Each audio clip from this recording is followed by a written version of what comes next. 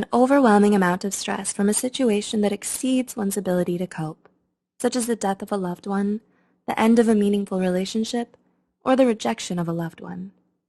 Do you pretend that everything's good when it really isn't?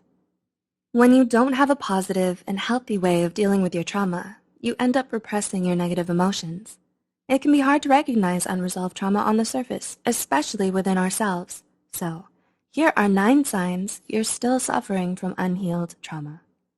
1. You resist positive change. When something good comes into your life, is your first instinct to be suspicious of it? Do you have an innate feeling of shame or guilt whenever you allow yourself to grow attached to someone or celebrate your own success? If so, you might be carrying unresolved trauma within you. You have a hard time accepting positive change and may even try to resist it at first because deep down inside, you feel like you don't deserve to be happy. 2. You need to plan for everything. Do you have a need to stay completely in control? Do you feel frustrated and lost whenever things don't go the way you expect? Your need for control is most likely rooted in a traumatic experience that left you feeling helpless and vulnerable. As a result, you micromanage everything and worry about the things that are out of your control.